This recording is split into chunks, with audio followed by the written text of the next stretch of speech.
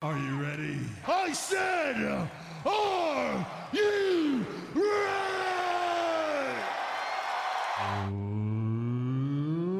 Let's get ready to suck it!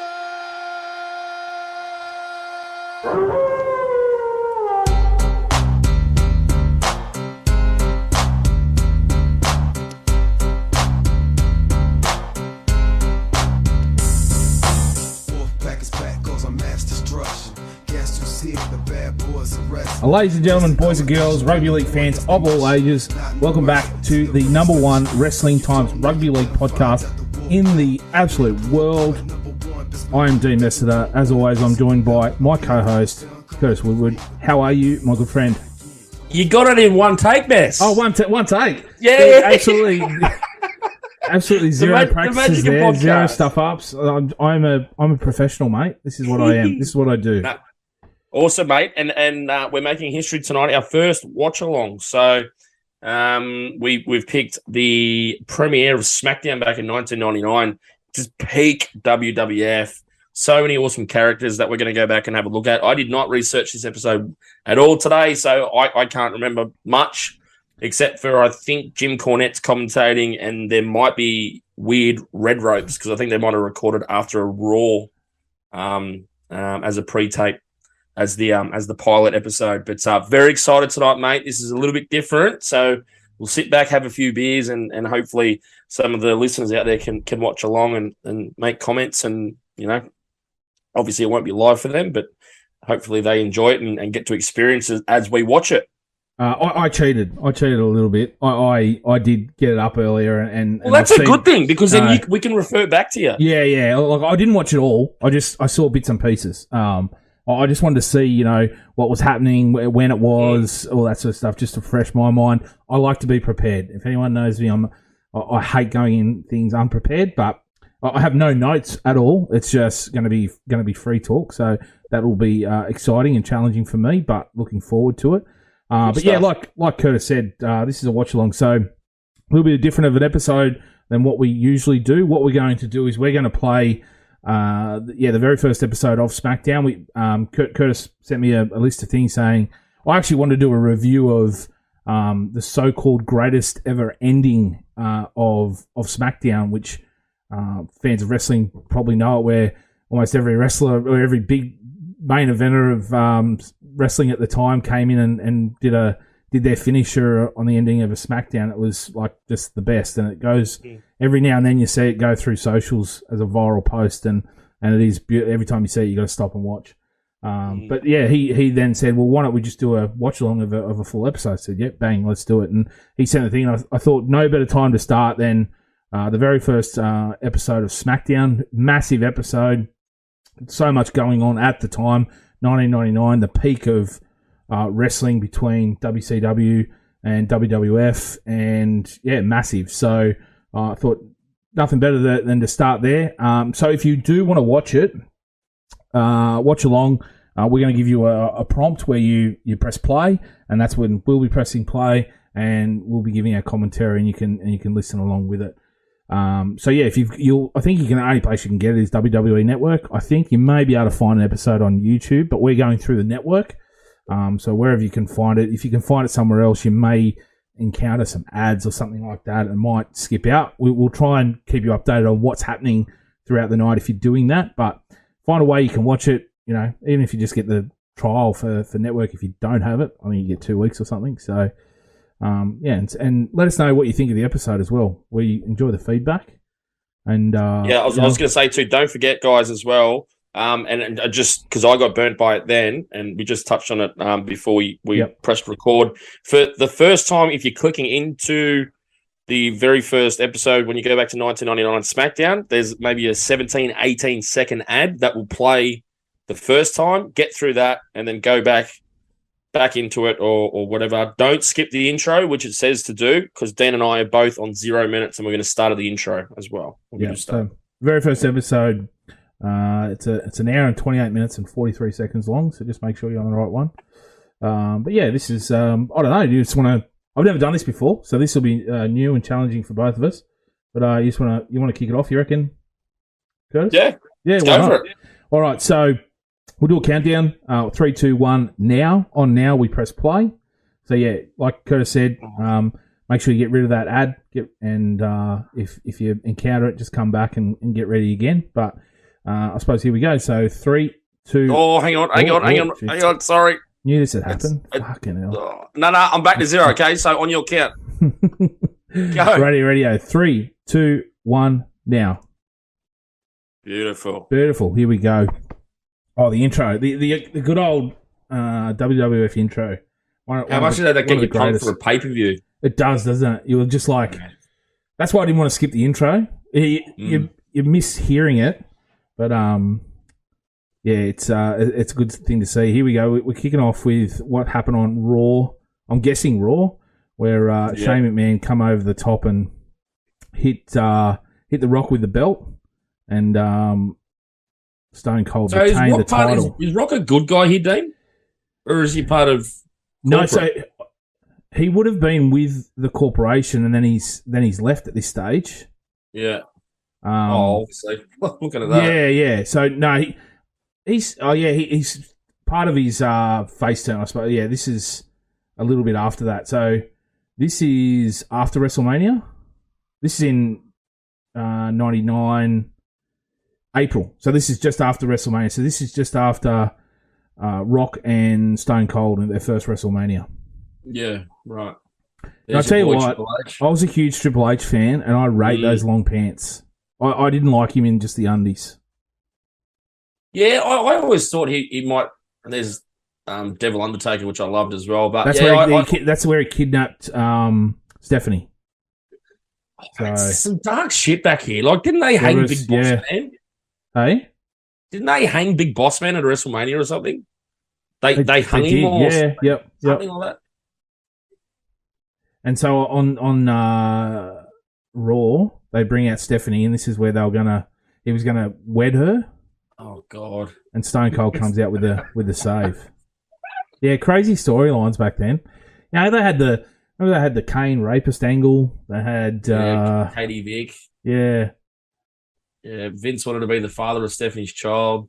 Oh, mate, there was some crazy stuff. I will say, though, in WWF, because like I've said before, when I was 12 in 99, I think, so I was a WCW guy, which I've said before, I didn't watch this all back. I didn't become a WWF expert until years later. Yep. But at least in the main event scene in WWF, it was very consistent.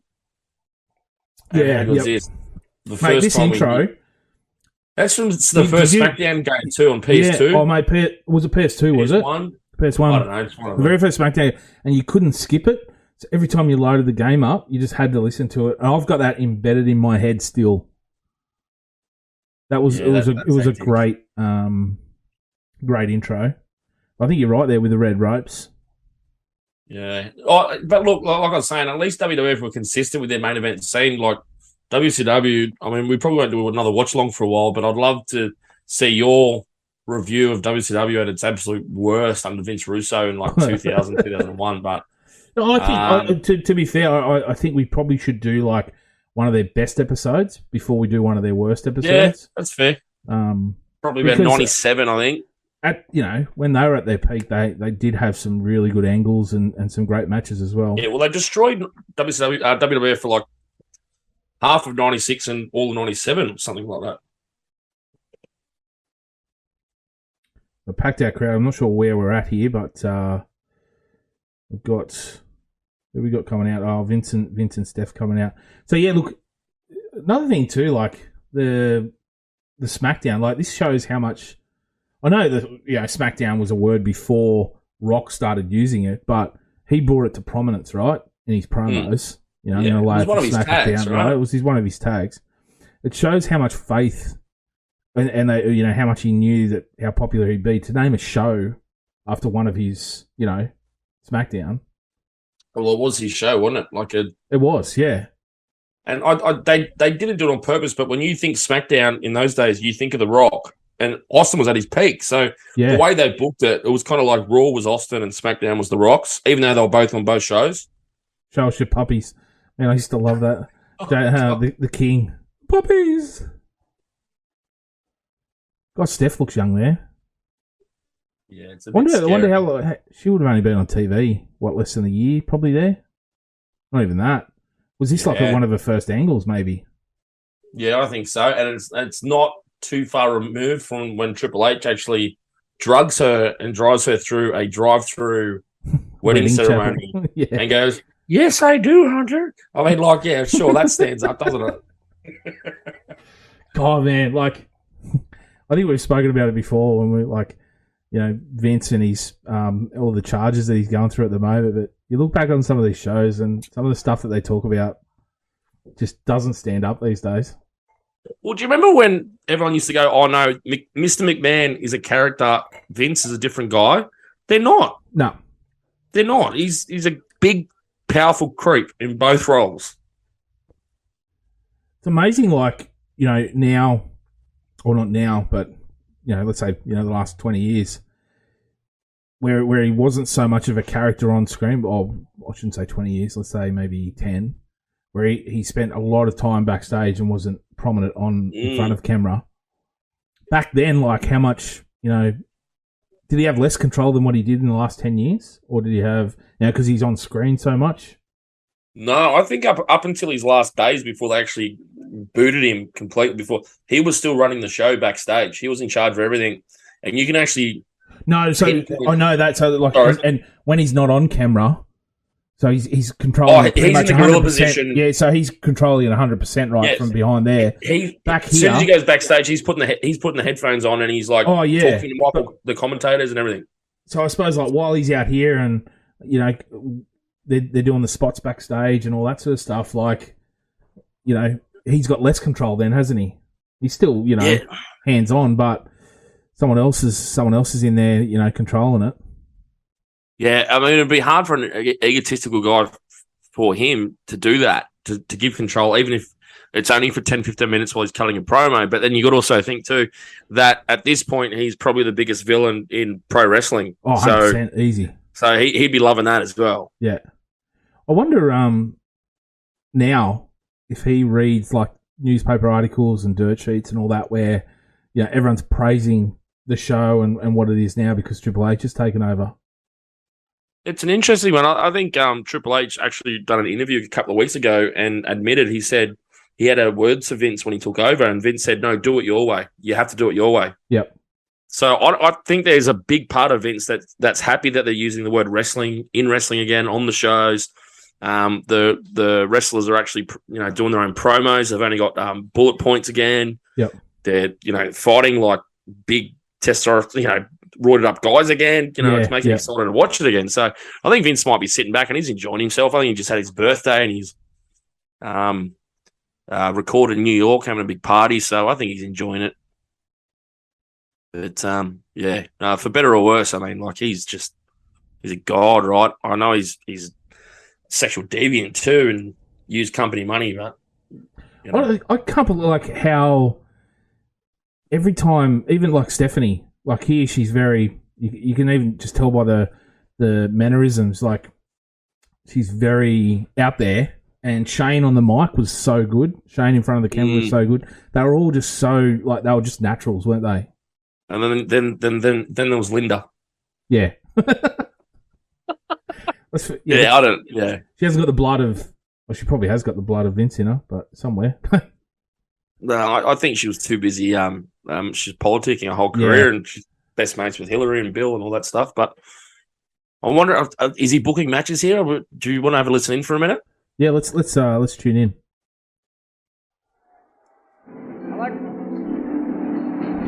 Oh. So I'll mute that. So just because we've got some music coming out. So this is the corporation coming out. So Shane's running the corporation at the moment. Shane's running the corporation. I think, there was a few episodes before this. It was like a bit of a power struggle between them. And Shane was like, and obviously we know, like, well, I don't think we're going to, like, we're not going to spoil anything by saying, Vince was behind all this, right? This was all a bit of a show. So this is just to stir Austin up.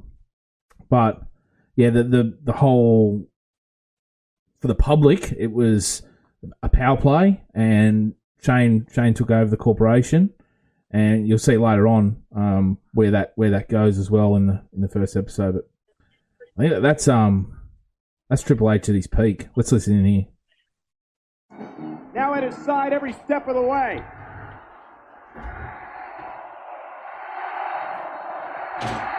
And the chance once reserved for Vince Good old McMahon, arsehole chance.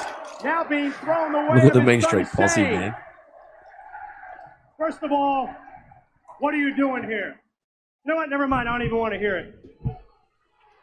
I have to address one thing.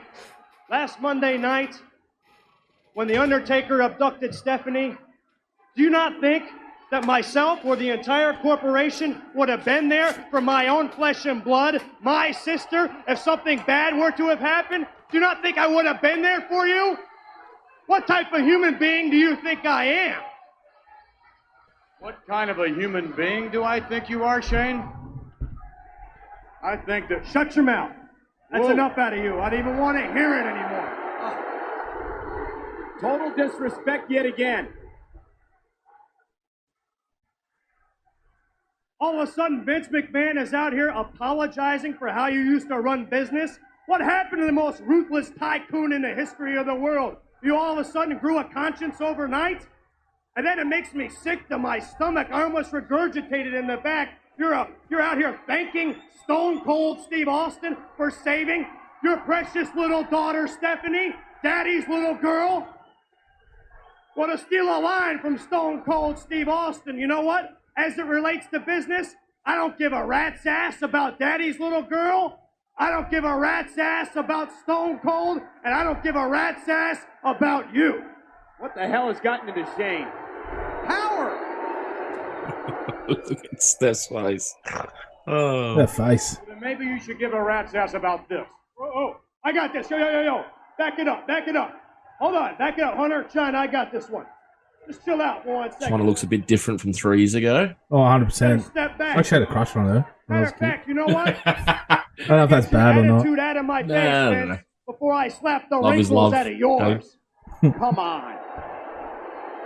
A son talking to a father like that. Now you may leave and take your precious little daughter with you. Get to stepping. This is my show. I'm running things here. See ya. You know, one day, Shane, you may be a man. Tonight, you're acting like a petulant little boy. Well, let Wonder Boy show you to the door. That's it. Corporation, escort them out. There you go. There it is. Let's give Vince and Stephanie, Daddy's little girl, a big hand. Thank you very much for coming here this evening. You wonder why, Dean, Sayonara. that people got sick of WWE 20 years after this in like 2019. It was still the McMahon family and Yep. too much of it. Yeah, like how many stories can you really show? Although in saying that, I was watching the tennis the other day, and after the tennis was Bold and the Beautiful, and you've still got like Victor and his stripper wife from like 40 years ago. And you're Victor, like, is that the old guy with the grey hair? yes, yep.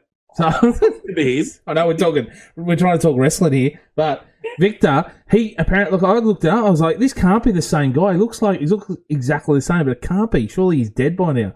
Looked him up. Apparently, he was only meant to do like a guest spot, and he was so good that they went, "Oh, do you want to stay on for the season?" He's like, "Oh, I don't really like soaps and all that, but I'll do it." And then 42 years later, he's still on the show. Wow.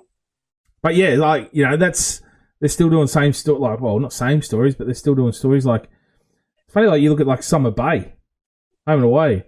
Yeah, how many weddings, how many deaths, how many people have been kidnapped? It's like, is this the worst place to fucking live? Do you remember Passions? Oh yes. After It school? was like it was like witches, wasn't it? There was like all supernatural stuff as well. Like, It was oh, weird. what was that guy's name? My mum had a crush on him, and his girlfriend's name was Hope, and he was in Days of Our Lives. He had like a black mullet. I can't remember his name. Oh, I know. I know the guy you're talking about. Yeah. I can visualize his face now. Starts with R. Do you know? Back on this wrestling, I love. Yeah, like, sorry. Yeah. No, Where are we gone? Triple H wearing a WWF Attitude shirt. Like, they always wear a shirt, promote their shirts, try and get their merch selling and all that. Just weird that he's wearing like a a standard, stock standard one. I reckon it because he's on the verge here. Like a couple months later, let's listen to him. He beats here. Big Show for a title, doesn't he? His first title. He's not talking. He's so close. He knows he's close to becoming a world champion too. Yes, he's done his He's sort of just biding his time at the moment. He knows, the big one is Rock Austin, obviously, and he gets involved very shortly. Oh, here we go. Lights go out. Oh, how good was this music, man? Yeah. I was always dirty, Dean, and I kept saying this at the back end of Undertaker's career. He should have went away, and his retirement match, he should have come back as like a dead man badass, like the Undertaker on a motorbike, and mixed the two characters together. I thought that would have been awesome. Yeah. That would have been good, because that was a really good character, like a real good change-up. Mm. His promos are so red hot. Let's listen to him here, actually. Role of the spoiler. Tonight, I play multiple roles. Judge, jury, executioner. Coroner.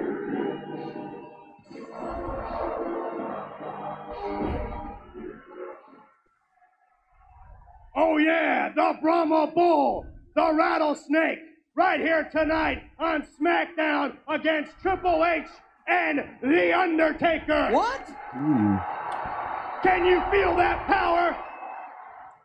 Can you feel the power of Shane McMahon? And why does this all happen? Because Shane McMahon said so. Oh, he said the line. Yeah, no, that's a good promo from Shane. That's a very hot way to start. Obviously, he was this is all a swerve from Vince and Shane and that, but that's a great tag team to have for the very first show, the main event. Jim Cornette, my favorite. Yeah, when I was cheating and listening to a bit today, Jim Cornette, like, you forget. I didn't like his commentary. He treats everyone like it's their first time watching wrestling. Mm. The way he sort of he gets people everything. over. Yeah, he does, but it's very sometimes kind of say like you're like when Kane comes on, because so they just had Kane and X-Pac. They'll be fighting Road Dogg and Mr. Ass. Yep. And for the tag team titles. He comes out and he starts saying about Kane, how he was burned as a child and he's the brother of The Undertaker, and basically gives all the backstory. And you're like, he's been around for 3 years now. He doesn't need to. It's like, every Batman movie starts with his parents getting killed. Everyone knows his parents get killed when he's a kid. We don't need it every time, but he seems to think, he needs to explain it all the time. Yeah, he's very detailed. I think that's just his mind as well. It is, yeah. Like, sometimes you do need it, but then other times it's like, was that the Blue Blazer running through earlier? Yeah, I was about to say the poor bugger. Val Venis. He was one of my favourites too. I don't know why he never really got a main event run. Like, he had the look that Vince loved. He was over with the crowd. Everyone loved him. Yeah. I think what he needed, like, he would have had to, like, turn heel. Maybe get a manager. His promos weren't bad, but to go to that next level, he probably needed like a heel manager with him, and he could have done it. Like, he could have just gone completely ruthless, like they do with heaps of guys that turn heel. I think they finally turned him heel, and he joined the Right to Censor. Yeah, it's like a step backwards, really. Yeah, but yeah. I mean, they made so much money off all these guys. What was her name? Not Deborah. No. Bass? Amy Bass or something? Yeah. Could be wrong. Did he? Nicole Bass. Nicole Bass. I was about to say he, but probably not the far wrong. China with blonde hair. Oh, but you said you had a crush on China, so I'll take that back. Yeah, leave China out of this, please. She did look like. I shouldn't say this now, though. After I've said I had a crush on her. I had a crush on her when she looked like what she looked like there. Not when you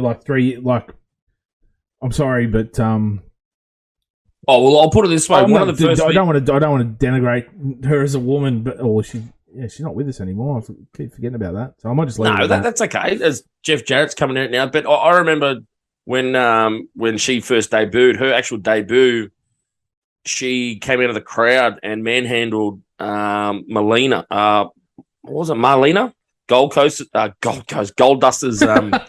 Entourage. Yeah, and she looked scary and she looked completely different. But she did some amazing things in wrestling and in such a short time too.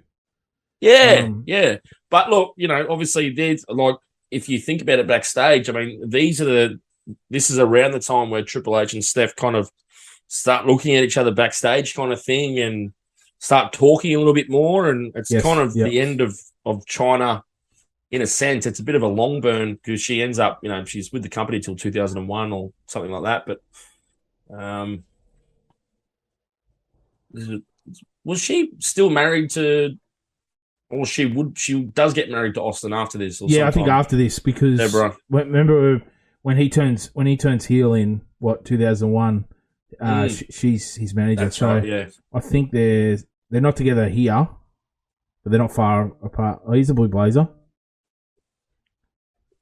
Such a shit gimmick for Owen as 100%, for Owen as well. 100%. Because if you're in the crowd there, the demographic of those crowds, it's like 18 to 25, 30-year-old men, and 1999, it's all about Limp Bizkit and South Park and WCW and drinking and Korn, and then they do this to him. And it's such a cheesy face character. Just gave him no chance, really. Considering less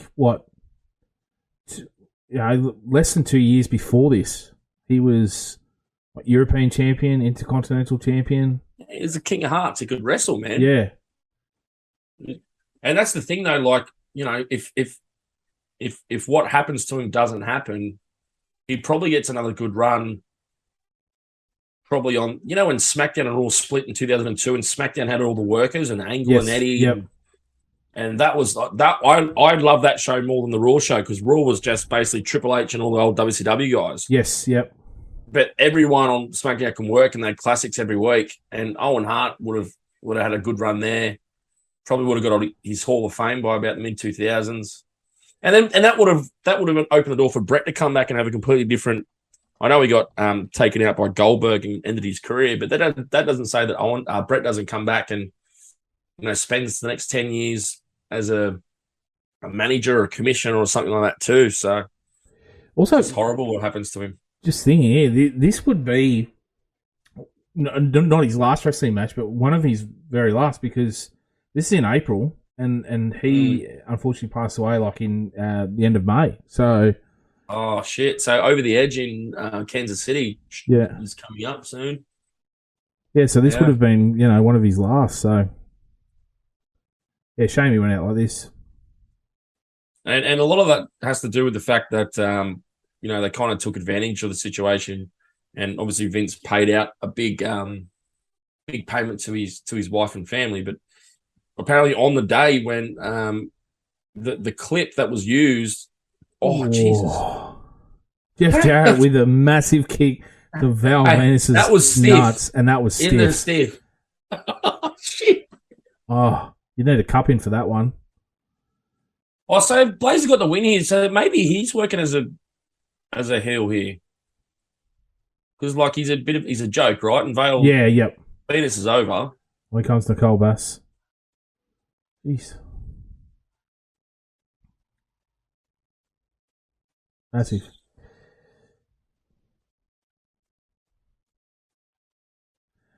Oh dear.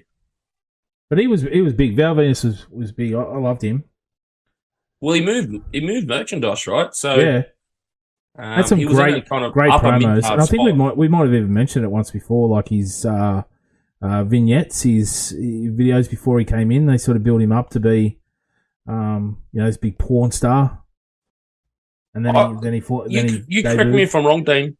Did he get his penis chopped off by Cone Tide in an episode? I think it was what do they call it? One of the greatest cliffhangers in wrestling history. which was they brought the camera in, and then they're like, get the camera out, and then they break back in, and they've blurred it out. They've blurred his butt out, but it looks like, that he's got his dick on this counter, and they've got the sword up, and it's like, and then it ends. Then the episode ends, and it's like, oh my god, what happened? I don't think they ever found out what happened. I don't know. The Godfather. Yeah, he's another On guy. board the Ho train. He couldn't work as good as Val Venus, but it's the same kind of guy and the perfect character for that era. Yes, yep. And you remember too, he was Kama Mustafa in the Nation of Domination, and he was Papa Shango as well. Oh yeah. He's in the main event, pretty sure. Like we included in the main event with Hogan and Sid Vicious one year, I think. But he had a mad career. He's a Hall of Famer. I had when we used to get around and watch these every week, I had a mate, and the Godfather was one of his favourites. Oh, so was that the Miz's move, his finishing move? Yeah. So Jarrett had it first. It's the what do you call it? Like a front leg sweep, or there's a proper word for it, but yep. Skull crushing finale, I think the Miz calls it. But that was Jarrett's first. Jarrett's. There you go. Yeah. Yeah.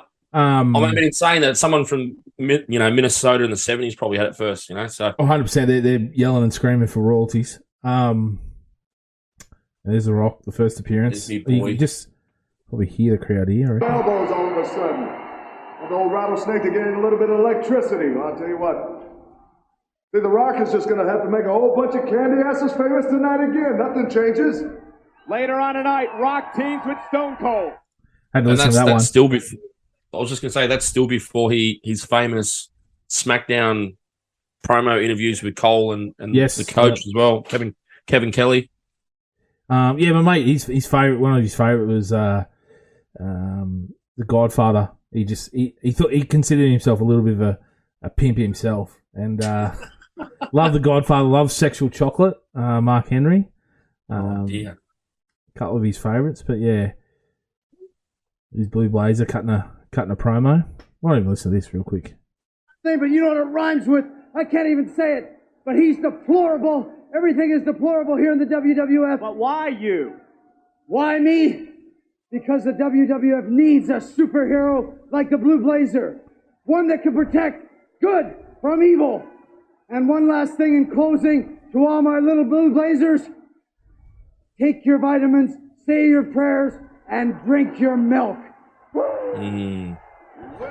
Yeah, not bit of a joke there, but I just saw Farouk walking in the background. Yeah, just I reckon he's looking there going, I like that though. That's holy it's shit. like a live back. Jesus, how good did he look here? Yeah, this is peak, wasn't it?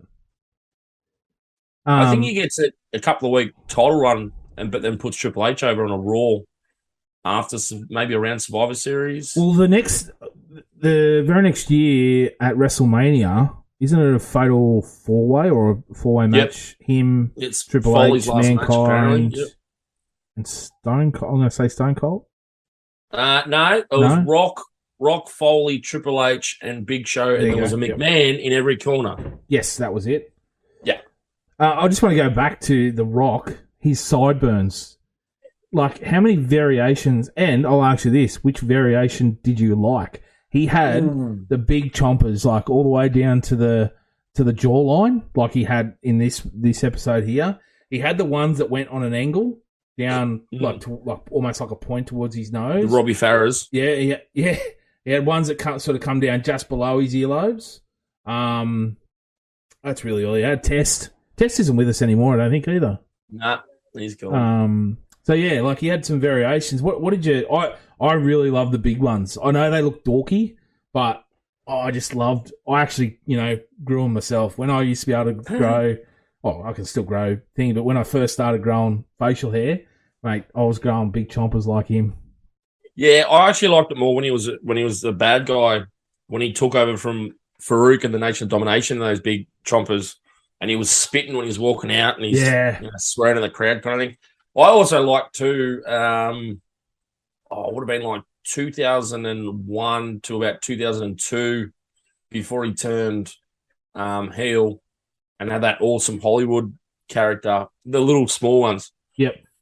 But he was a lot thinner and taller then as well, a lot more explosive. Yes. They're both good, when he came back from Hollywood, he was really, it's almost like he wouldn't be a main eventer under Vince normally. Like he was almost skinny. It was wasn't he? WrestleMania 2004. He came back with a goatee. Yep. At New York, and he wrestled with Foley against Evolution. I was like, oh wow, he's lost heaps of weight. But then he comes back 15 years later for a main event. He's been in Hollywood for 10 years, and he's twice the size he was, and he can't move anymore, or the way he used to move anyway. Yeah. Nice little squash match there. It was over in about 30 seconds, but Big Boss Man comes in. He's I think Test is about to join the corporation too, isn't he? Well, I have or a has he already left feeling. them? No, he does, but I have a feeling that the Big Show joins them, doesn't he? Oh, Isn't there's this so a bit many of a turns, ploy? and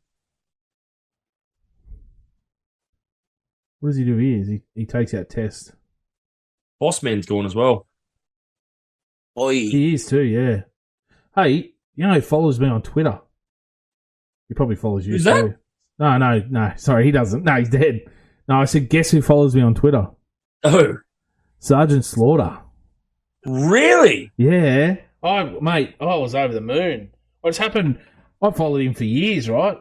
Yeah. Apparently, he follows a lot of people. Well, that's good. Like, I like people that do that. That famous people that follow people back. That take the time to, talk about them or whatever it is. And So I just missed that. I was looking away, but Big Show must have come down and saved Test, did he? Holy shit! You got some air there with the dropkick, old Big Show. I think, I was actually looking at you while you were looking at your phone, while Jimmy Luffin was looking at the air. Slaughter. I'll show Yeah. No, he's one of the nicest blokes in wrestling too, apparently, despite his 91 run when he joined the Infidels from Iraq or whatever you want to call them. But here comes The Rock. There you go. Can you see that? Yeah, I believe the internet that should show me. Yeah, that's awesome, dude. But he's got like 90,000 followers, and he's following 61,000. So it's almost like anyone who follows him, he follows back. That's a good ratio. Imagine like following 61,000 people. Like imagine your. I don't think he checks his Twitter feed. No, you wouldn't, would you? It obviously this is just for business. You're not. But he does reply. He does retweet people when he mentions them. I think a lot of old wrestlers do that, man. That's like kind of their way of, still connecting and feeling like that. He seems like a good guy. So he's The Rock coming out for his first. What a star! First promo. Imagine the crowd. What they'd be.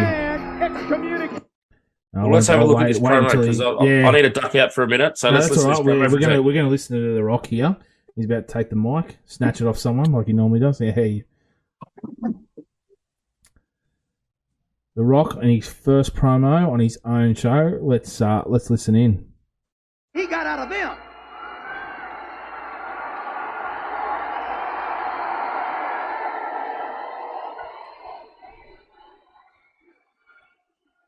Shane McMahon, Triple H. Last Monday on Raw, you two jabronis decided to check both your candy asses in to the Smackdown Hotel.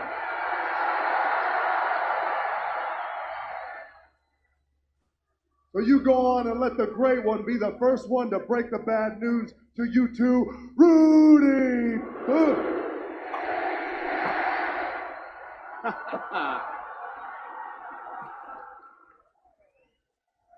Like The Rock was saying, let him be the first one to break the bad news to you two, Rudy Poo Candy Asses.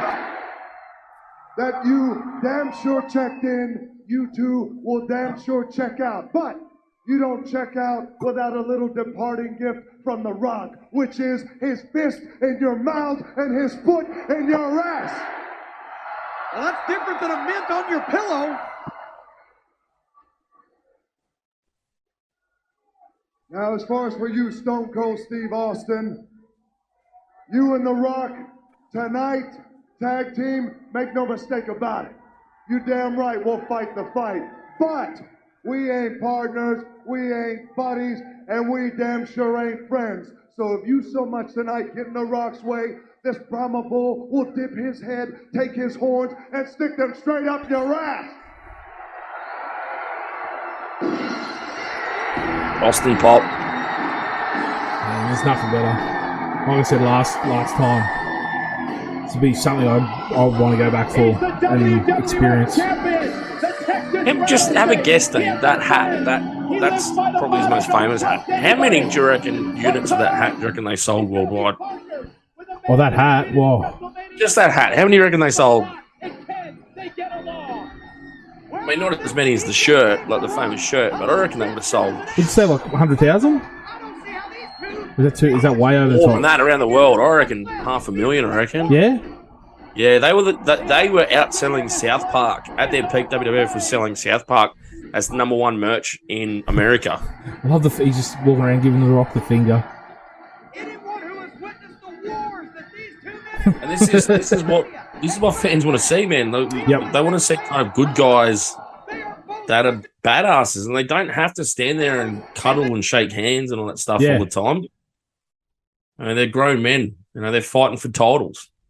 Here we go. Let's listen. Let me come out here and get this straight right off the bat.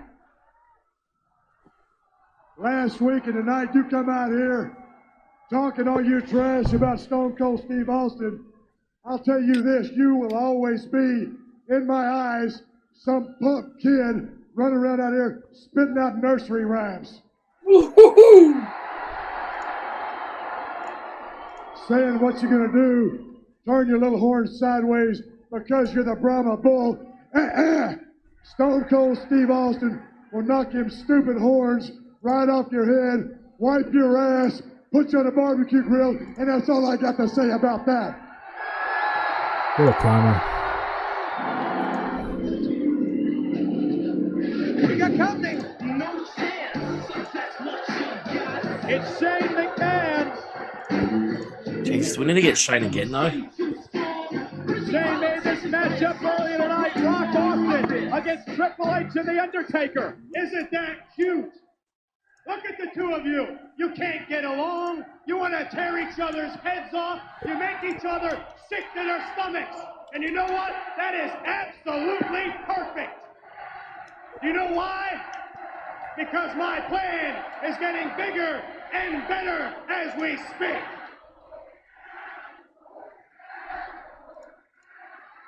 Wait a minute. So this is a big reveal. That's The Undertaker's music again. Somebody's going to be in trouble. I just don't know who. The Phenom, The Undertaker. Jimmy standing side by side with Shane McMahon. Shane McMahon is standing side by side with The Undertaker, the man that abducted his Boys, are you sister. beginning to understand? Are you beginning to feel the power? Oh, the old laser Well, let me lights. help spell it out for you just a little bit more. The Undertaker and Shane McMahon standing side by side. Wait a minute. There's Triple H. Oh, yes! It's the corporation and the Ministry of Darkness. My God, Michael, have they joined forces? What the hell is going on? What does this mean? What has Shane engineered here? What has Shane manipulated? It's a merger from hell. The corporation and ministry standing together. The corporate as one ministry. So this is the first time. Austin, Rock, let me be the first to introduce you to the corporate ministry. Oh my God! And you guys better get it together and change your strategy. I mean, it does make sense in the fact that Austin was so big that Vince and WWF needed more bad guys to feed to Austin. Yep. But then all of a sudden, The Rock comes along as the next big thing. So you need more guys to feed to those two guys. So you need more bad guys. So it does make sense to merge the two together because you know, how many months can you get out of sending corporate ministry, you know, dum-dums in to fight The Rock and Austin over the next couple of months? Pretty good. Yeah, 100%. He's an underrated tag team. Well, like it was a really good angle and how they play. Like they didn't get along, and X-Pac's, you know, because Kane was always a he works alone, or he only had Paul Bearer. So how could he work in a tag team apart from when he made up with his brother? So I had this where they were fighting, and X-Pac, normally have a tag team partner turn on you. That's the end of the tag team normally, but he sort of understands and tries to work with him. And obviously they're the tag team champions; they've got to do something. But I actually enjoyed this. As one of my favorite tag teams. It actually humanises Kane too and makes him easier to support, like as a good guy, like a kind of tweener in between. So, it gives him a bit of humanity, and it's like, like little things like that pushes Kevin Kelly out of the way, and you see funny little moments Kane has, and I mean, but it's all draws. Wow, there's draws. Wow. And so Prince Albert, so he wasn't. I don't think Prince Albert was a wrestler at this stage. No, he was a security guard or something backstage. Yeah, yep. Have you seen? Is it? What was the documentary? Beyond the Mat. There's Beyond the Mat, and then there's Wrestling with Shadows, which was Bret Hart's one. No, so Beyond the Mat, where it was mostly around. Was it Mankind and the Rock's match, the I Quit match? Remember when the Royal Rocks Rumble hit him with and Mankind's family's in the front row. But they spoke to Droz and they showed Droz going in before he was a wrestler. So he's gonna puke. He's like, what was he? I forget what his name was that he was going to give him, but he goes, you got a talent? Oh, I can puke on command. And he goes, well, let's see it. And then it's like Vince in his office. He's going, oh my God, he's going to puke. And then he's like spewing into this bucket. And that was his like, yeah, we could probably make a character around that. And I'm like, dude, like what? Someone that can puke. Yeah, I think from memory, they were going to make him the third member of the Legion of Doom. Oh, yep. Yeah, because that as puke. It might have happened for a little bit, but I can't remember. But unfortunately, it could have passed as like one of their sons. Yeah. I mean, he's a former NFL player, so Vince loved him, but it's actually D'Lo eventually that does paralyze Droz and puts him in a wheelchair for the rest of his life. Oh, was it in a match with him, was it? Yeah, it was. Yeah, okay. I think it might have been a power bomb gone wrong. Yep. Which can happen. So it's not, D'Lo's a good worker, but obviously the WWE have looked after Droz. And he actually is in, I don't know if you've seen the Wrestling with Shadows documentaries on SBS. No, I haven't. Oh, mate. You got to get sorry, I have seen a couple. I've seen. There's some really good stuff on there. Got to get into them. The Plane Ride from Hell and heaps of shit going back to Jimmy Snuka, killing his girlfriend and Vince covering it up with a suitcase of money and so much stuff. Oi, that might be the move that actually paralyzes Droz. Obviously, doesn't happen here, but D'Lo was good, man. And he'd lost a lot of weight. I remember him. He started as a bouncer for the Nation of Domination, and I reckon he would have been about, I don't know, probably legitimately 265. Yep.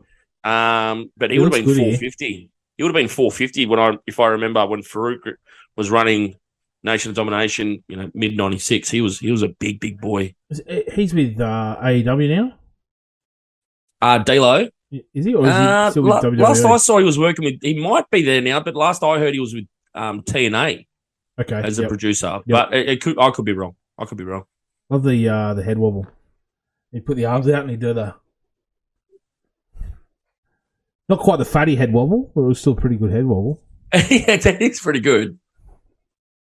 I think there's one point, maybe 12 months from now, where he actually steals the boss man's vest and starts doing a frog splash with the vest on. And he just wears it everywhere. Yeah. Anyway, I suppose we should include it now, Dean. Who are you tipping on the weekend in the footy, mate? Footy. So while we've got this filler match on. Yeah. The old filler match. You got to think of who's playing now, don't you? No. Friday night we've got Eels Raiders. Look, I think both matches this weekend are going to be close, but I'm not going to sit on the fan. I'm going to say I've picked the Eels. I think they win. I've picked them 1-12. I think both matches are going to be very close. Even taking like the from a betting point of view, Taking the Raiders with the start. I think they've got 6.5 start. I think it'll be very, very close. So Good value. but I think, yeah, look, Parramatta, like, if I'm a Parramatta fan, are you just, like, shitting yourself watching this? 100%. They're going to go out in straight sets I've again. got heaps of Parramatta fans, and they're all going, nah, we're losing this weekend. Yeah, and it scares you, like, knowing their record. You got in the ring a bit early there. You'd seen he had to wait for him to climb to the top. That's a big move. Yeah, I just think, I don't know, I think they showed enough in that first half and, like, even 50 minutes of that game against Penrith. I think Penrith win the whole thing, but I think they showed enough where they can come out and win this one. Although Raiders, the most dangerous thing in rugby league is a team that just plays without, they got no worries. Everyone expected Canberra to finish, whoever finished in that 8th spot, to come in, play a team like Melbourne or a team, even like Para or whoever's going to finish in that 5th spot and just get knocked out week 1. It's almost expected now. It's almost standard, right? Yet, Canberra have come in red hot, 5 wins in a row, won that, and they've just got no cares. They can just go out and play football, Like, if they lose, they lose. Like, they're doing it the hard way, but and that's a scary, scary thing for any team. A team that's just going to throw the ball around. But I think, Moses is there.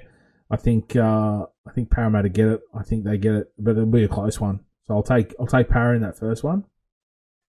Next one, these two teams are just battered and bruised after the weekend. Tired, very tired. I did the stats on the back rowers for Cronulla, and I think both Finucane and Wade Graham had like 45 plus tackles, and Nakora had 55. Yep. Brayley had 68 tackles, and Toby Rudolph running, I think he ran over like 180 metres and 32 tackles. Their forward pack's just tired, man. Yep. I don't know. That's a lot of extra work. That extra, like, people go, oh, it's only 13 minutes, but it's 13 minutes after you've just played 80.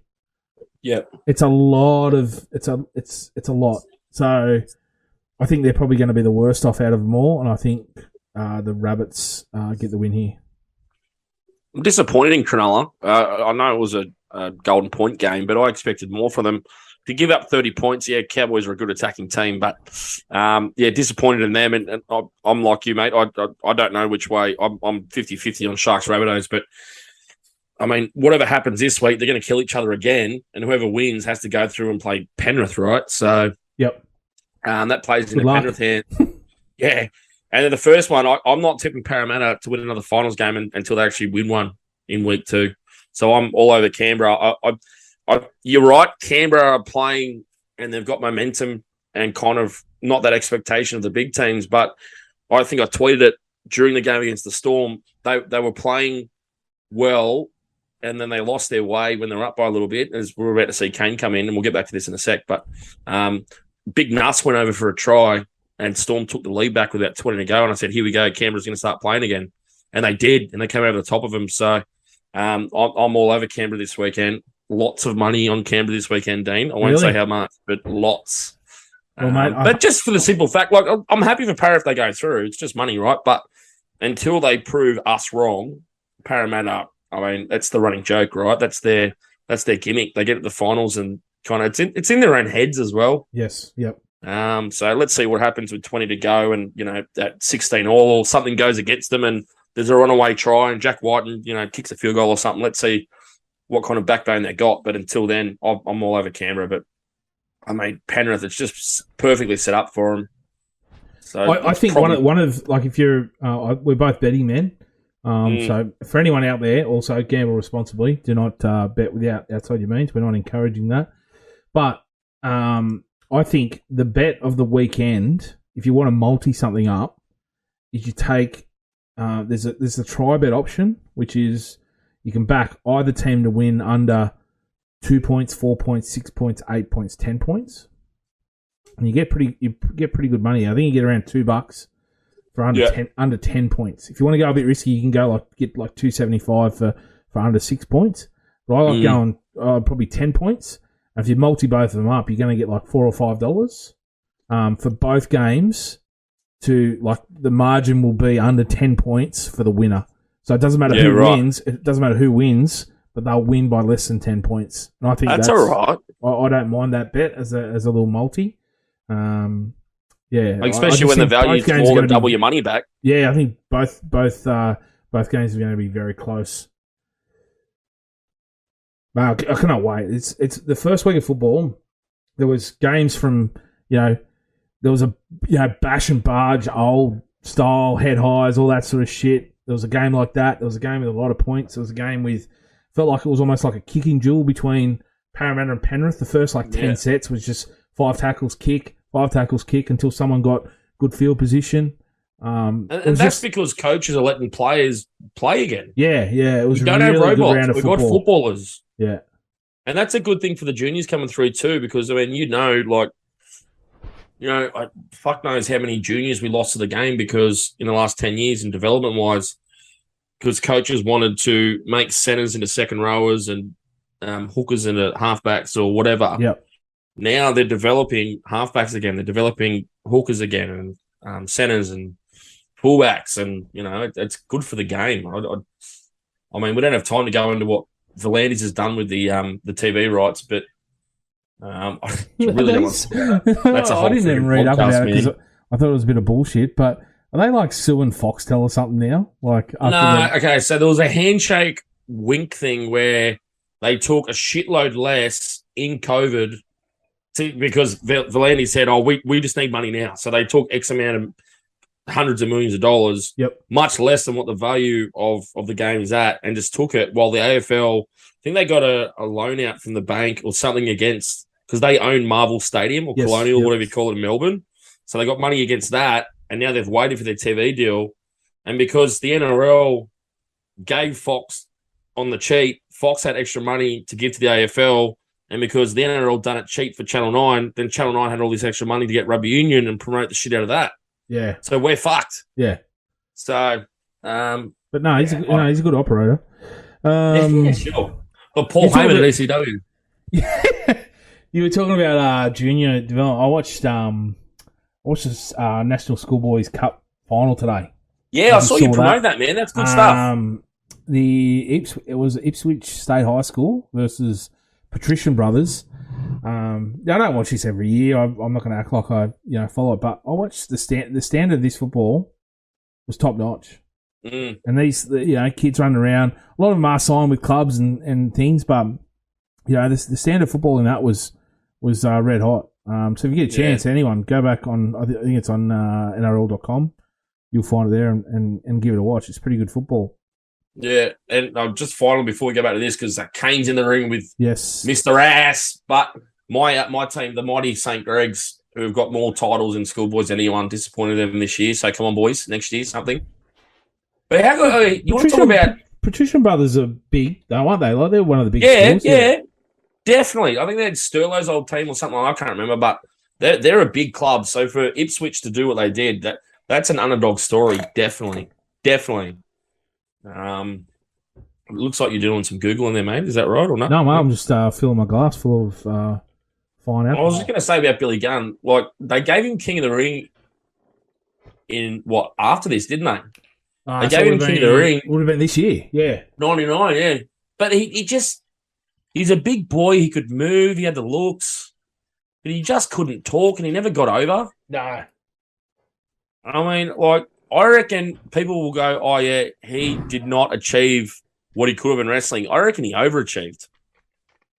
Because he was a skinny, he was obviously all wrestlers get bigger as they get older for different reasons, obviously, in pro wrestling. But he started out in the Smoking Guns with Bart Gunn, and he was a lot smaller than this. So I reckon he actually overachieved in the end, and he had a good career. It's probably the thing where you look at him and you go, if you look at him and then you look at Mick Foley and you go, who was a WWE champion? That's the Vince. 9 out of 10 that's the people Vince are going to say mindset, Mr. man. Us, right? Yeah, and that's the same with me. Like I look at Val Venus and go, how do you not have a main event run? But there's certain you know, obviously they know better than we do, but you just look at him, you go, like, you just think, I thought Val Vance was a decent worker. I enjoyed his matches. He had the look, he had some good promos, but it just, you know, maybe he just couldn't do it for a long length of time. And really, does like the porn star gimmick, you know, how long does it last? You know, you've got to change it up and build it up. Well, the same as Mr. Ass. Mr. Ass, it's still a bit of a gimmick, isn't it? Like, yeah. You know, with the name Billy Gunn, surely you could have, like, you know, I'm just thinking Gun, off the top of my head, something. just as a booker for a minute.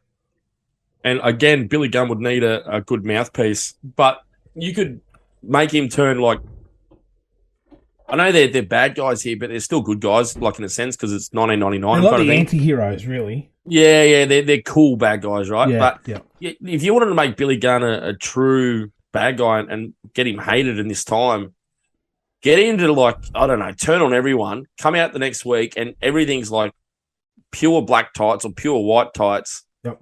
And then he's completely against sexuality and being a dickhead and all that stuff, and he could call himself Mr. William Gunn or something like that. Yep. And cut his hair but again, How good would that be?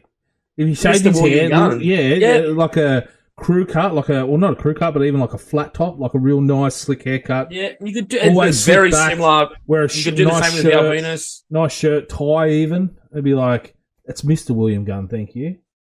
But at the end of the day, it does come down to the one thing, and Vince finally caved in for Mick and gave him a title. It's because of merchandise and how the crowd reacts to you. Yep. The crowd decides everything, right? So, I mean, Yeah, when John Cena came in from, as a Road Dogg here. oh yeah, Yeah. he's ex-serviceman as well. I think he did a couple of tours in '91 to Iraq as well. Yeah, but the crowd gets everyone over, right? Yeah. So, Yep. He was scary, Kane, back then, eh? He was. I remember How much did they fuck that up when they took the mask off him and he was just a bald bloke with no scars on his face? Terrible. So this is so the ending here. We got to watch this because a few things going on. So obviously, you know, Kane's got X-Pac as well. This is for the titles. Yeah, it's for the titles. So you know, they look like they've almost got it over him. Oh, but they were sort of feuding, or not feuding, but you know how they tease like a breakup before the thing. They were talking about, you know, what's it like going up against your old friend X-Pac, and Road Dogg's like, yeah, it's going to be tough. He's a good friend, blah blah blah. Billy Gunn's like, there's no friends here. We're talking about titles, you know. We've got to you know, stop this sort of shit. So hang on. So X-Pac was still in DX, but champions with Kane. Is that right? That was still There was no DX anymore because Triple H had joined Corporation. No, you're right. Yep. So they were still. That's the thing. So this was where it was confusing. They were still friends, and here he is trying to break up. You know, him hitting X-Pac. Yeah, but again, that's when titles meant something. Yeah, doesn't matter who. That's where Road Dogg hits the leg of Billy Gunn, causes the loss, and I think they go through a breakup here. X-Pac and Kane retain the titles. It's almost like Kane's not happy with it because maybe he didn't get the finish. Like X-Pac's trying to steal his thunder. Yeah, I think Jim said something like X-Pac gave him the assist, something like that. Like second fiddle. Would you say this is character development of Kane learning how to be a teammate as well? Yeah, maybe. Yep. There's me boy. Here's a fun fact for you about Kane. Talking about how much of a psycho Vince is.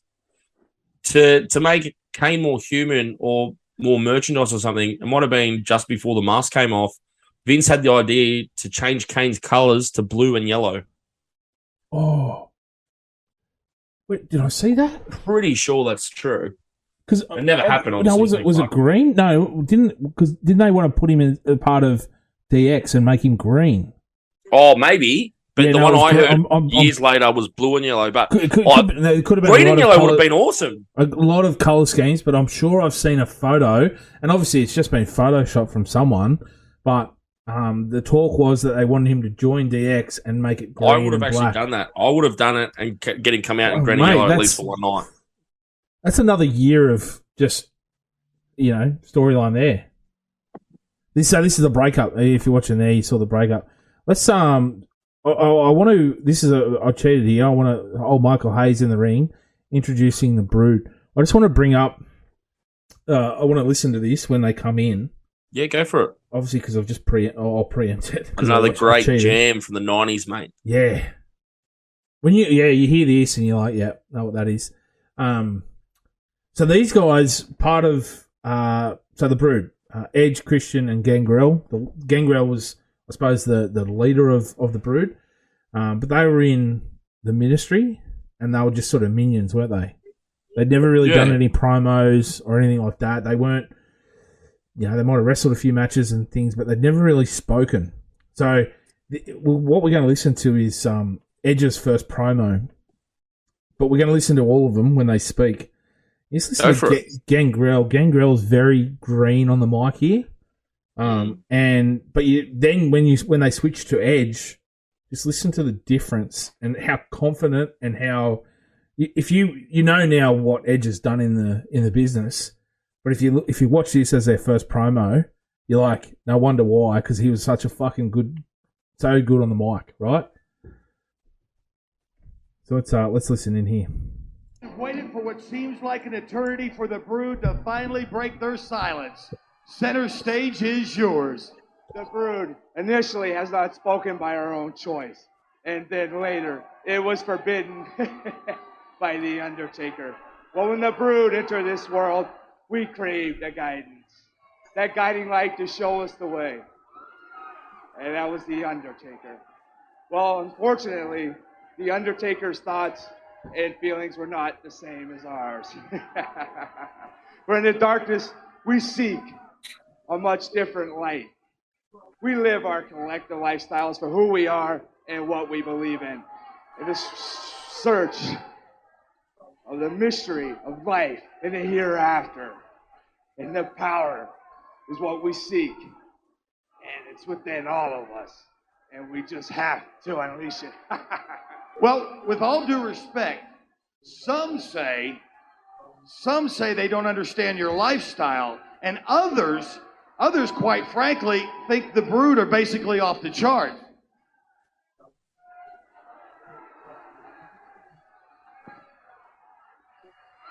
They will understand. Understanding is just a matter of time. The power lies within us, and it's up to us to find it. We are who we are, the unholy trio, and we will become what we will become. For those who believe, will follow. For those that don't, will merely exist.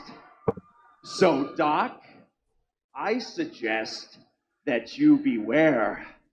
Take care, because the freaks come out at night. Look.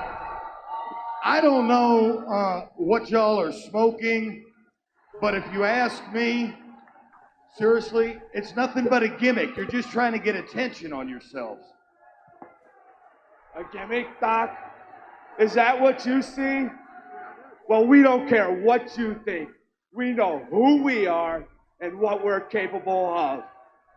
You seem to be the one that's confused. Isn't that right, Michael? Oh, Doc Hendricks. Wait a minute. Doc Hendricks, at one time known as Michael P.S. Hayes. Hey, Doc is dressed like my nan for some reason. I know, it was such a weird dress. But I think they did it to make him look like prim and proper and all that because of what happens here. He gets doused in the blood. But You're right, though. Like, Gangrel's shit then. He was so nervous, I think, because it was like his first time. I think it's the first time he'd spoken or done a promo in WWE as Gangrel. You can see here. So, Michael Hayes, but Doc? Was he known as? He was known as Doc, wasn't he? Yeah. So when he came to WWF, he was like obviously Michael Hayes from the Freebirds. Yeah. But he didn't have a job, so Vince goes, "I'll take you as a interviewer, but you've got to cut your hair and we're going to change your name. So I think his name was Doc. I'm not Doc Neeson. That's the Angels. I can't remember his name, but it was Doc something. Ken real quick. Ken Shamrock, Lions Den, love him. He should be in the Hall of Fame. Yeah, he's a legend. Man, mate, he said he got someone in an ankle lock one night, and I thought he snapped it because they talked it up like he'd snapped it. And if you watch it back, the way he like twists it made it look like it was legitimately snapped. I forget who it was. It might have been like maybe one of the guys from Too Cool, maybe Brian Christopher or but look, Gangrel. He's just. It seemed like he was like, oh my god, I'm a bit nervous. He stuttered a little bit. He was a bit off. But then when Edge came on, it was like clear, and you just tell he was so confident. And he was like, if anyone watching this for the first time went, "Who's the leader of that group?" and they watch that promo, I go Edge. Well, that's the thing too. Is like I'm sure Vince watched that backstage and said, "All right, well, Gangrel's fucked now." I mean, it doesn't take much, but I mean, in that situation, if you have your time over, you probably just let Gangrel not talk. Yeah, and let the other two guys just attack him or whatever. Oh, APA, how good were these guys? Well, they weren't APA here. It was the Acolytes. Acolytes, sorry. But this is Bradshaw. So this is one of probably the beginning of him as a singles run, like sort of the end of the Acolytes, was it? Well, they were the Acolytes. They were bad guys, and then they were APA after this till 2004, I think. They actually wrestled at WrestleMania 2004 as the APA, and I think he becomes JBL, and he actually says to Farouk, I'm going to go along without you after this. Yeah. And then he becomes JBL and beats Eddie Guerrero for the title out of nowhere. But 2004. I don't think the Brood with Gangrel as the leader really lasted that long, did they? No, I don't think so. I don't think so. Because not long after this, it was like Edge and Christian, and was it 2000? Then the Dudleys came in. Yeah, was it the Dudleys and the Hardys? TLC match? Well, they were a tag team. They were, so Edge and Christian, I think by the 2000 Royal Rumble, which is one of my favourite Rumbles, which includes Cactus Jack versus Triple H for the title, and Rock eliminates Big Show as well. Edge and Christian were both babyface, kind of like full baby faces. The crowd was full into them. This is a strange combination of two guys in the ring. Big Bradshaw against a Matt Wrestler and Shamrock. I know, and Shamrock was always, the undie trunks, not jean shorts and a shirt. So it's almost like is he meant to be in here, or I don't know. Match.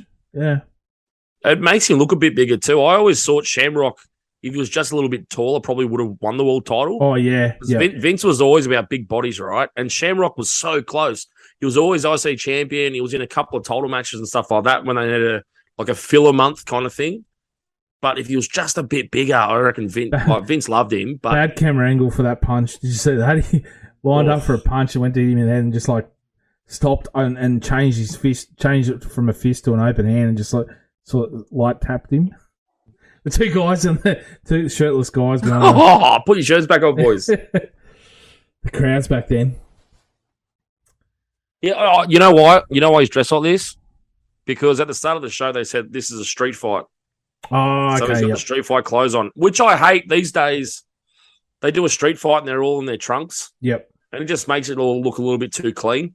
True, yeah. If you're in a street fight, you should be dressed like street Shamrock, clothes, right? Yeah, well, that's the idea. It's like, it's not a ring, it's not a match. You're not going to, I think the only reason Bradshaw's not in street clothes is because he's still part of the ministry or whatever, right? So that's his normal attire. Like, he's giving off the image that that's what he wears every day of the week. Yeah. Oi. Well, they've done that twice now. But he is going for his ankle lock, isn't he? Yeah, he will, yeah. So I don't think... So this is after 99 WrestleMania. Shamrock doesn't get another WrestleMania match. Oh, really? He's done. Yeah, he's not at 2000. Well, he goes back to the UFC. He fights... like I know this is around the same time that he fights like Tito Ortiz. Well, that's back in UFC when you could fight different weight divisions, couldn't you? Like a heavyweight, it'd be like open invitation. You could have in the very early days. I reckon 99 would have been weight division, so there would have been like okay. I'm thinking way back at the start when you had karate guys versus sumos and shit like that. Yeah. Oh man, have you ever watched like the very first UFC? Yeah, like, my brother bought all the DVDs. I couldn't believe it. like the box. So it was like all the different martial arts, right? There was a boxer, there was a kickboxer, there was a sumo. The boxer, he comes in with one glove and one bare hand, and he's like, I don't know, he might have fought like I can't remember who, but they got him down to the ground. He just couldn't do anything with the glove, and he just ends up like tapping out because he couldn't do anything. But so Ken Shamrock. Well, that's before Dana got his fingers into it too. Yeah, right? So Dana got a hold of it, put on the Ultimate Fighter, and the Ultimate Fighter very first finale. That video went viral, and that's what exploded the UFC. But I remember back in these days when he was fighting in UFC, I wasn't a big UFC fan, but I knew about it. But we there's your mate. Oh, Sergeant Slaughter, yeah. No, don't touch him. You bastard. Follows me on Twitter, man. Leave him alone. There was an old thing called Bushido, and it was in he's Mankind in the Boiler Room. Bushido was in Japan, and it was like before the days of Pride MMA, where like, there was like you could kick when in the UFC when you're on the ground you can't kick to the head and all that sort of stuff. Back then it was like foot stomps, there was everything to the head. It was like almost really no holds barred. And Bushido was in Japan, and it was mental. It was like on. Remember we signed up for Fox, or back then it was Ozstar. We're going back with Ozstar. Yeah, that's back when I had Galaxy. Oh, Galaxy. Yeah, there was there Optus TV. That was around that time too. Yeah, fuck yeah. But Ozstar, and we'd go down to the local electronics store with our card. Old mate would send the chip. He'd do something with the chip. And you plug it back in, you get all the free pay-per-views. yeah. Until like you get it for like maybe 3 or 4 months, and they'd send down a signal and it'd blast your card, and then you have to go back and pay another $50 to this bloke. But it was good because you get all the boxing pay-per-views, and this is around the time Mike Tyson, Lennox Lewis, some of the big heavyweights. You get all the wrestling pay-per-views. So I remember like skipping school for WrestleMania 2000. Going back to my house was just like around the corner from the school. So I'd be like, oh, yeah, we're going to class, sir. And then bang, out the gate, down to watch WrestleMania. Yeah. He's Big Boss Man doing the fucking twirl. How good was that? Like a chill hitter. In Cobb County. And, yeah, Bushido was on at like 2 a.m. in the morning. And we just set the recorder. And it used to always get us in trouble because before you go to bed over night time, you'd have to take the card out of the thing to avoid it getting blasted during the night. Mm-hmm. So you take the card out of the Ozstar box, but you have to keep it in to record Bushido, which was I don't know, like Saturday night at 2 a.m. But it was massive. So that got me into MMA. I have to have a look. I've never heard of it. Yeah, Bushido was like big back in the late 90s. End up turning into Pride. Okay, so, all right. Where Pride had a Japanese love their fucking like just real stuff, man. Brutal stuff. Like, they love it real. Hey, I'll tell you what I got into a couple of months ago was the sumos. Yeah, right. So big over there, eh? They are massive. So they have tournaments every couple of months. And I'll tell you what. I'll get onto this in a second, but I think Mick Foley just did it like a double arm DDT. One of my favourite moves. We need to get into what our favourite moves are. Yeah, sumos. Really quick matches. Really fun to watch. My kids were watching it. They were loving it. It is really exciting. Like, you just think two fat guys going head-to-head, like, trying to push each other out of the ring. But it is actually pretty exciting. So they're the strong motherfuckers, They are, mate. Oh, I would not like to go. And that's like, that has to be like... I'm just guessing here, but one of the most prehistoric contact sports in the world, right? Because Japan Japan history. Like they are an old country. Yeah, you're probably right. You'd have to look into the history of it, but you know how far back, like you go back Romans and gladiators and all that sort of stuff. But wonder how far like the Japanese sumo went back. That'd be interesting to find out. Actually, it's a very confrontational country, man. Like you think of, I don't want to go into like history and shit like that, but the samurai and you know they wanted to take over China and Korea lived in their shadow for hundreds of years and they ruled Korea and all this stuff. Very brutal country. Yeah. Which has nothing to do with what we're talking about, but look, say even they've even merchandising his sock out now. How good's that? Yeah. This was like massive merch time, wasn't it? Did you ever buy the Stone Cold shirts or like any shirts? No. So I had a couple of Stone Cold shirts, and man, I wish I never got rid of them. I remember watching. Well, but we just did the pay-per-views, right? But I remember when they finally converted me from WCW in high school. Oh, all right. So the story Billy continues. Gunn run into the dressing sheds, the locker room, to confront X-Pac. Kane comes in to save him. So this is part of the storyline where you're right, where it's trying to humanize Kane, right? Where he confronts him. He wants to. There's a spit from The Rock. Kane wants to chokeslam X-Pac in the ring, but then he comes in to save him in the locker room. So I don't know how anyone could still think to this day that The Rock was a bigger star than Austin. I mean, Austin was just the tits, man. But anyway, let's listen to these entrances. Yeah, because I'm going to go duck the water too. Yep, me too. So, okay. Let's turn the entrances up. Yep. We'll be back, guys. There's Triple H in China along with the Mean Street Posse. Going tag team competition is scheduled for a one fall. Making its way to the ring and accompanied by the ninth wonder of the world, China, from Greenwich, Connecticut, weighing in at 250 pounds. As we get set for perhaps the greatest tag team match in the history of the WWF, where is Shane McMahon? Well, that's a very good question. His buddies are here, but we don't see the head honcho. But we are going to see four of the most diverse personalities ever to engage in a tag team match right here tonight, Michael. But will it turn into every man for himself? Or is it some kind of plot or setup or trap? These guys just cannot get along.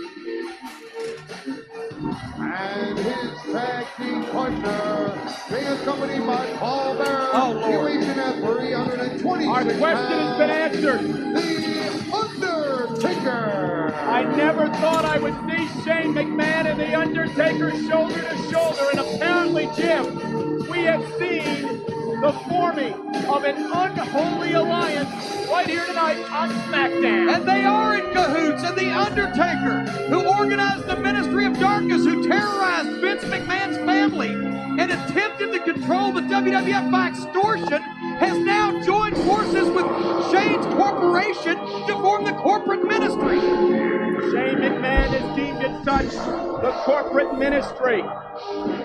The Undertaker and Shane McMahon, the son of Vince McMahon, who's run this company for 2 decades. And what have we seen? And now we're about to see probably the two greatest entrances in WWE history.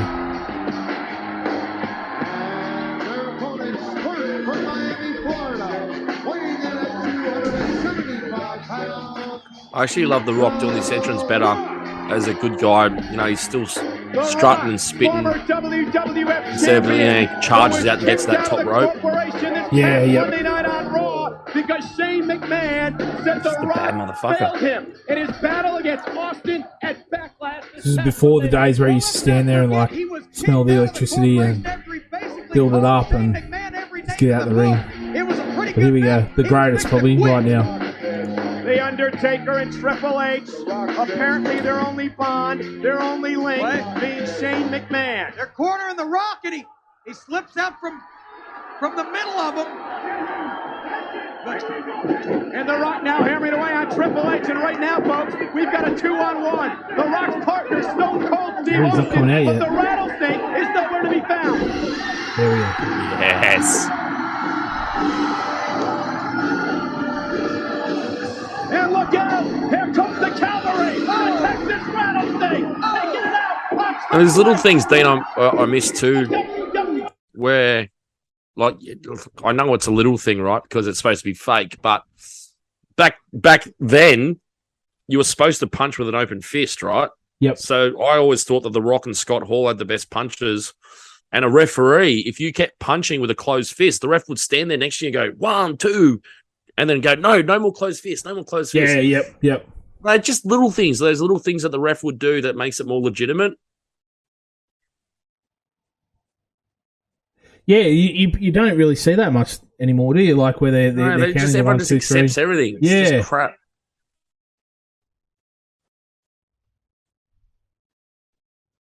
So from memory, like if he's on top of him doing the Luther's press and he's punching him, the ref gives him a 5 count, right? Because if you're throwing closed fists on top of him and you're not going to do a pin, then you've got to get off him, don't you? Yeah, yep. You're right. Triple H looks fucking red hot here, mate. I'm a huge fan of the long pants, not just the trunks.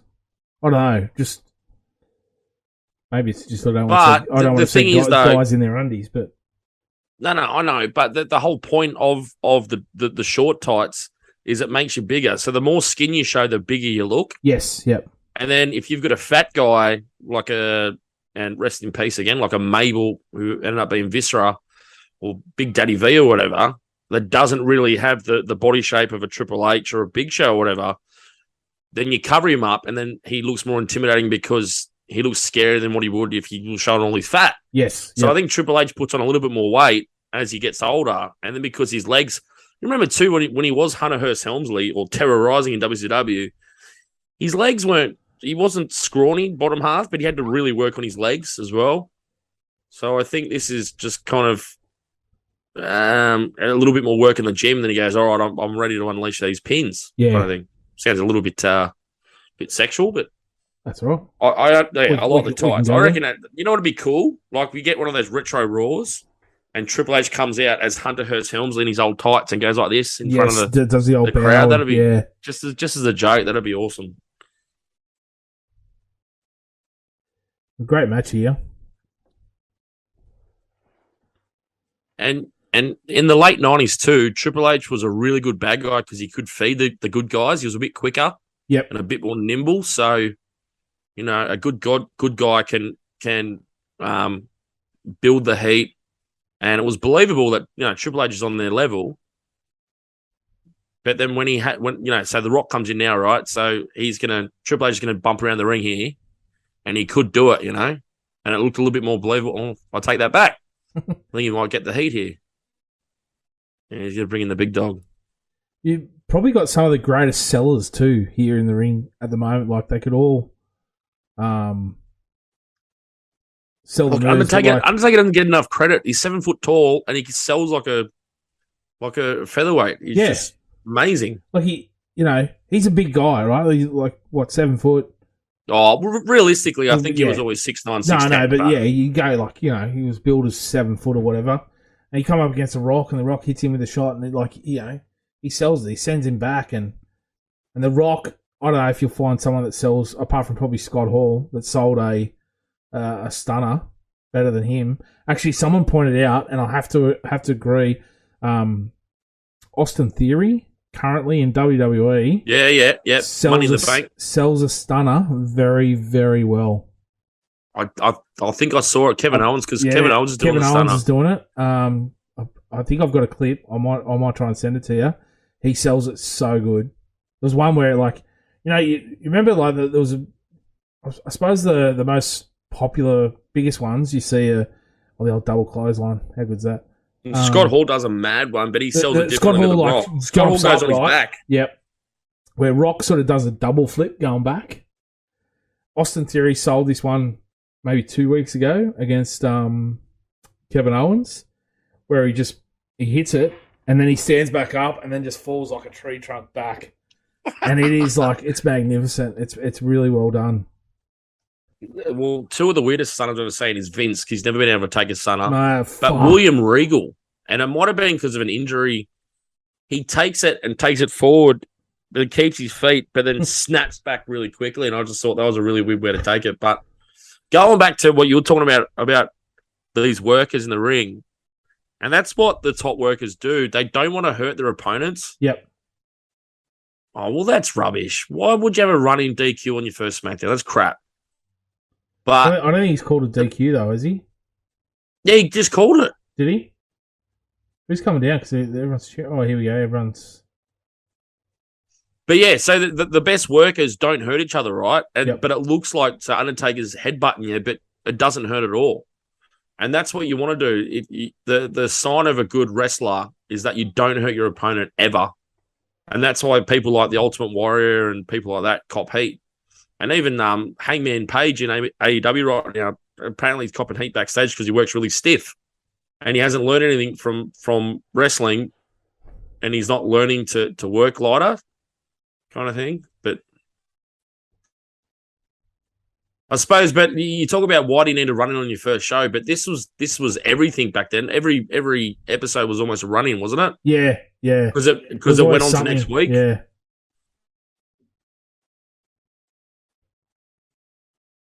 And even there, see Undertaker holds Austin's back. Yep. So it looks like a good chokeslam, but he's also looking after his neck as well. Oh, here comes Vince, so... Oh! What have I done? Hit my own son. So this is where and the now screw so job he's comes saving Stone Cold like he's... So, okay, he's so more you're than telling... enemy. Oh, all right, I'm going to watch this out, but please don't tell me Vince joined Shane after taking a chair shot. Because that's very Vince Russo, who's still at the company at this point, I think. Well, he does. I don't know how long after this, but he reveals himself as the architect behind the whole... But that's the whole Vince Russo thing. Like, he does swerves and tricks you for the sake of it. Yep. But if they're really planning stuff and concocting stuff backstage during the week to fuck with Austin... There we go, Stone Cold. Why would Vince go, yeah, I'll take a chair shot off you? Here we go. Stone Cold will deliver one to Shane McMahon here.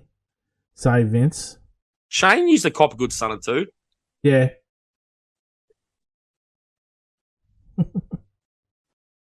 His punches were better then than 20 years later. Oh, no. Oh, man. Hey, give us your... Like, I know we're not going to... Because we don't show the video, but show us your fingers. When you do a finger... Yeah. Oh, do you mean how do you do them? Because fuck I've me, got like an angled. Do you do it like that? Like fucking. Yeah, Stone I've got Cold, the same as you. That's how I do it. Yeah, Stone Cold does the best fingers. Yeah, how many brother used to do it? So I've got 4 brothers, but so this is not for the listeners at home. But my brother, as a kid, used to go like this. Oh, what? Teenage Like Mutant Ninja Turtles. I go, what the fuck is that? It's like that that knife the Ninja Turtle had. So we're finishing off the show. Stone Cold's just stunned Undertaker and then saved Vince from getting a beatdown from his own son and stunned Shane McMahon. But look, I know you love Triple H, but surely you could have got Triple H pinned there in the main event and then done all this after. Yeah, 100%. You didn't need the run-in. I agree with that. But he comes in, he still, does his old... Because it wouldn't have hurt Triple H at that point, because you're still going over later, but... And he's still giving it to Vince, too. So in storyline, I can make... Sometimes in wrestling, you have to make your own believe. So I look at that and think, okay, maybe Vince isn't in cahoots right here, and maybe he took the chair shot, but then because Austin poured beer on him and stunned him, maybe that's what made Vince turn and actually join Shane after that. That would make more sense to me than saying that Vince goes, Undertaker hit me with a chair shot to make Austin believe that I'm against Shane. Well, all I remember is when he comes out and he flips the hoodie over and he goes, "It was me, Austin. It was me all along." And it was like, oh, that's right. Do you remember? And he's yeah, like, no, it was I do. Him why would you take? So. Yeah, I don't know. It's a very good episode. Good pick, Dean. It is a very good episode. I thoroughly enjoyed that. That was a great one. I think we need to do this more regularly because it's very. I tell you what, it's very easy content because you're reacting to something and you don't have to think too much. But hey, maybe in the off season when there's no World Cup, after the World Cup, we'll probably do a few more of these. Yeah, that'd be good. Depending on I'm shocked you're not going to the World reaction. Cup. You're not going to the World Cup as a guest of some betting agency or something, dude? Jeez, I wish. Mate, it's expensive to get over the UK these days. No, but I thought someone would cover it for you. Nah, You've got connections, mate. I've got a couple of connections, but no, I'll enjoy it from my... Mate, some weird times. Some, like, what is it? Like, there's games from, like, 12 o'clock midnight through to, 7 o'clock? 7 or 8 o'clock or something? Yeah, I think from memory, the 2013 World Cup in England, the times weren't too bad. They're not that far behind. So, like, if you're a night owl, it's going to be easy for you to watch it. But there's a lot of ones where you kind of go, all right, I'm going to get up at 5 a.m. to watch it. And you have, one too many beers the night before and you turn your alarm off and go, fuck it, I'll watch it later. There's There'll be a lot of that. I might have, I think I scheduled I put the schedule in my calendar because I was like, I want to know what times it is here. I think there's a lot of day games. Day games work better for us. I'm pretty sure. It's like the third. What is it? Second. Yeah, here we go. So the first game that kicks off for the men's World Cup. Now I know there is the women's World Cup and the wheelchair World Cup and all that sort of stuff. But just on the men, so the game kicking off is England versus Samoa at Newcastle. Yeah, 12:30 in the morning. That's all right. At Newcastle. I'll watch that. At 5:30 in the morning, Australia versus Fiji. So it's like replay. What do? Do you stay up and watch the opening game and go to bed at 2 o'clock, or do you try and go to bed early and get up at 5:30 and watch Australia versus Fiji? Oh, so here's the question, right? I would probably rather, because I'm a night owl, I'd probably rather stay up and watch, but then I want to watch Australia play, and Fiji's got a decent side. Yeah. And that's the hard part, too, because of social media. It's like a fuck show. Like, if you wake up in the morning, and me running the roast, I want to cover the games. I want to show some highlights before anyone else does. I want to do the scores, all that sort of stuff. You can't. So, fuck, I might not get sleep from middle of October through the end of November. Well, the 81st minute, mate, we don't give a shit. We just, if we go to ground, like, there'll be no post for 4 days. It's all on me, mate. So, yeah, no, I understand what you're saying, but no. But here's the thing, like, so for me, I love football. I watch. I was intrigued. I think like the end of October or something. There's or maybe even before. It might even be the end of September. The Netherlands are playing a combined Germany. European. They're playing Germany a test match as well. As well, yeah. And I was talking to Jimmy Smith the other day, and he mentioned I've spoken with Steve Mascord. Have you would have spoken to Steve, wouldn't you? Yeah, mate with Masco. Yeah. I've only ever spoken to him through socials, but they're doing a call of a warm up match between Tonga and France. Yeah. It'll be the week before the start of the World Cup, so there's no football on, so it's a great time to have a match. Great for a rugby league page. We get content, all that sort of stuff. Been in contact with them, and it's at 2 o'clock in the morning or something like that. But we'll cover that. We'll jump in. I want to, any sort of football in the off season is great. I remember it was like February. The Netherlands were playing someone, and I did some lookalikes. Here's this guy. He looks like this guy. He looks like this guy. And how about this try? Fans loved it. They frothed over it. So there's games like this at 3 o'clock in the morning on a Monday. There is, I'm just getting a call from the missus, so the kids are going to bed right now. Jamaica versus Ireland. Now, I want to see Jamaica play. Ireland's got Luke Keary's going to play. There's going to be some decent players in that squad. Jamaica will surprise some people. They're going to get flogged in a couple of games, but they get. It's cool. It's cool, and cool, they will try hard. It's like man. Cool runnings. Like no one gave them a shot in the fucking Olympics, however long ago. Just watch a game. Just Fucking set Well, your alarm. you know who Get up and watch your I'm game. adopting Greece. Do you know why I'm adopting Greece? Because they're obviously going to have some guys like Billy Magoulias. What did you ask me if you didn't even give me a chance to answer, mate? Sorry, I thought you did. Sorry, go on. Sorry. Because they've got guys like Billy Magoulias and... No. Yes. The War Food, Jamaica. No. Yeah, so you're adopting Greece. Why? No, you go. I'm sorry. Sorry. No, I was My missus tells me all the time. I'm always cutting her off. I was taking the piss. You're like, have a guess why I'm taking Greece, and then you just continued on without even me allowing me to have a guess. It was one rhetorical question. No, but they if you don't know the Greek story, they qualified during their qualification period, which goes for like 18 months to make the World Cup. For those teams that have to go through the European Championship and qualify and go through tournaments against other European countries, they were banned by the Greek government for playing rugby league in their own country. Yeah, I remember. So they actually had to go and play home games in other countries and qualified. And the best part is, instead of other countries like England take a Victor Radley or a Jackson Hastings and shit just for the sake of it, short-term stuff, the Greeks, half their squad are taking development players from their local competition, which I think is awesome. That's mad. I like that. That's pure. And I think we're Greeks representing Greece in the World Cup. Well, my second youngest brother's about to have a child with a Greek, so I'm on him all over. But I think his name's Stuart McLennan. He had something to do with Newtown Jets back in the day, but he is a pro international guy. And correct me if I'm wrong, if it's not it's Stu McLennan. I'm just going to go with that. But I've heard that name. He promotes Greek football. If you can follow him on social media and stuff like that. I really haven't had nothing to do with him personally, but he's just done a really good job promoting and getting the information out there about them and clubs like Jamaica and stuff like that. I think next year the America's Cup, which is America, Canada, who both didn't qualify, legitimately got beat by Jamaica. Next year, the America's Cup between those three nations is going to be actually played in Jamaica, which is awesome for Jamaican football.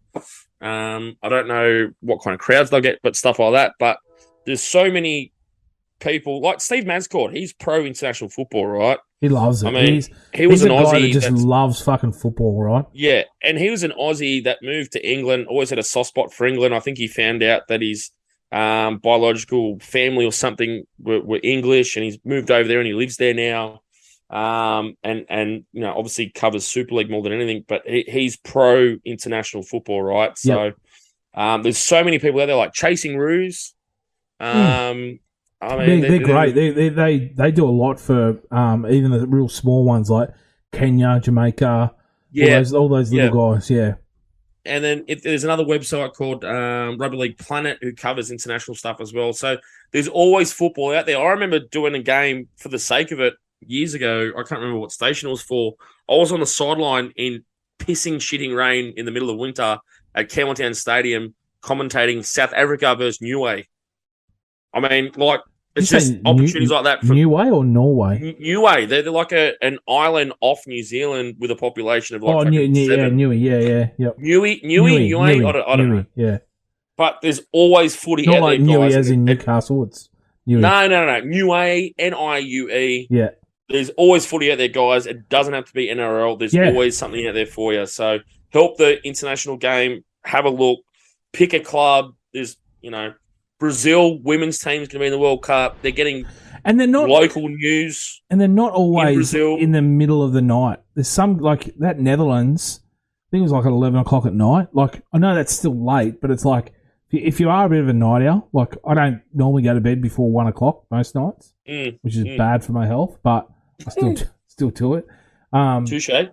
Mate, there's, you can catch these games over the Netherlands in, all these random places where they're live streaming it now. So, jump on board because, it's not NRL quality, but hey, if you want to, you go watch your local clubs play football, it's pretty decent compared to that. So, get in and support it. There's guys you won't know, but they're playing it for the love of it, and it's some really good football. I do love it. But World Cup, like Monday, Like I was saying, there's a game at 12:30, there's a game at 3 a.m, there's a game at 5:30. Then on Tuesday, there's another game at 5:30. Wednesday, 5:30.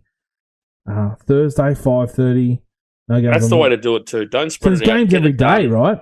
So all you got to do is get up every morning around 5:30. You get to watch a game, catch up on the games that have been played before if you want. And then Friday you'll have 3 games back to back. Sunday, same thing. It's crazy. There is some. With you. I think I'm going to have some late nights there.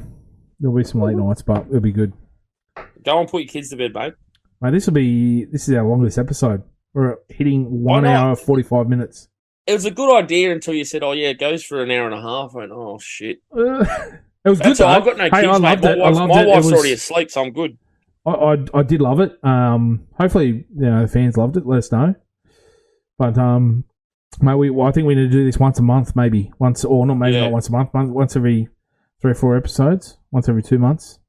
Well, I'll pick a WCW one for you. You want a good WCW one? You do that. I reckon that because. But you want a good one or a shit one? I think no. To be fair, I think we need to do a good one first. All right.